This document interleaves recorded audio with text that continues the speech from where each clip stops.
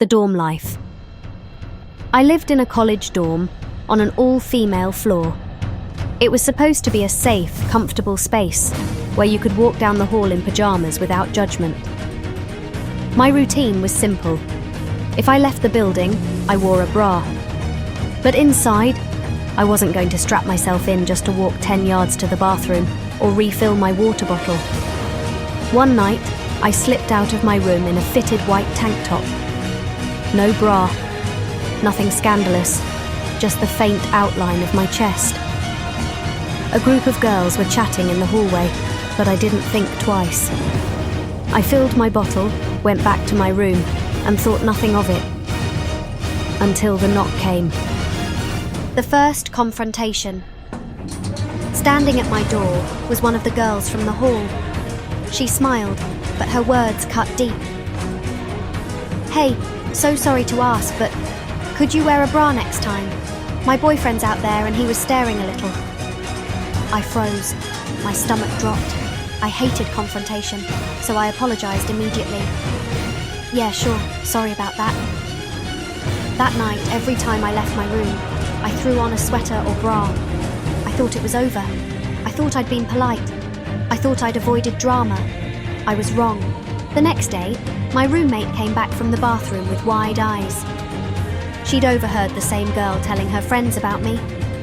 But she wasn't just retelling the story, she was twisting it. She painted me as some seductress, claiming I'd lingered at the water fountain, arching my back, pushing out my chest, practically begging for her boyfriend's attention. And then, my roommate said, the girl acted it out. She stood at the fountain, mimicking me, exaggerating every move, turning me into a punchline. My cheeks burned as my roommate described it. I felt exposed, humiliated, powerless. I hadn't done anything wrong, yet suddenly I was the villain in her story.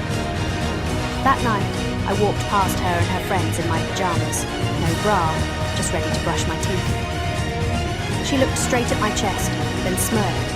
Her friends giggled. My skin crawled. And then came the final blow, an email from our RA. "Due to anonymous complaints, please make sure you're dressing appropriately in the hallways." Anonymous complaints. I knew exactly who had filed them. She wasn't just gossiping anymore. She was weaponizing shame. She wanted to control me, to make me feel dirty for existing in my own dorm. That email was the turning point. My heart pounded with anger. I replayed her smirk, her giggles, her mocking performance at the fountain. I thought, she wants to humiliate me. Fine. Let's see how she likes it when the rules work against her. Because I knew something she didn't. Her boyfriend didn't even go to our college. And thanks to pandemic restrictions, off-campus guests weren't allowed in the dorms. Masks were mandatory too, though rarely enforced. She'd broken the rules that could get her boyfriend banned. Opened the same anonymous complaint form she'd used against me. My fingers trembled, but my resolve was solid. I typed, "Off-campus boyfriends are being brought into the dorm without masks. Please enforce the no guest policy." I hit submit. My pulse raced. Would it work? Would the RA take it seriously? The next morning, the answer arrived in my inbox. The RA's email was firm. "Due to anonymous complaints, we will now be checking IDs of unfamiliar guests to ensure they are students. Off-campus visitors will no longer be allowed." I smiled. My chest loosened. The weight of humiliation lifted. The girl who tried to shame me into silence had just lost the very thing she was fighting for.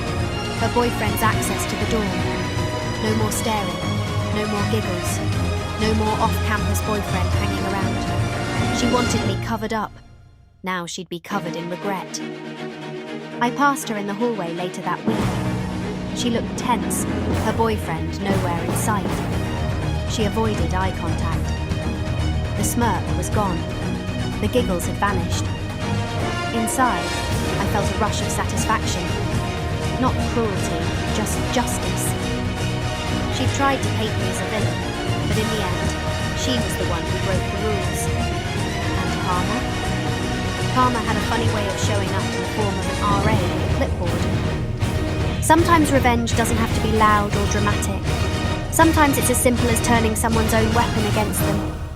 She wanted to shame me for existing in my own skin. Instead, she lost the privilege of sneaking her boyfriend into the dorm. Justice doesn't always roar. Sometimes it whispers through an email. If this story gave you chills, smash that like button and tell us in the comments, what's the most satisfying revenge you've ever witnessed? And of course, subscribe for more stories like this. Because trust me, you don't want to miss the next one.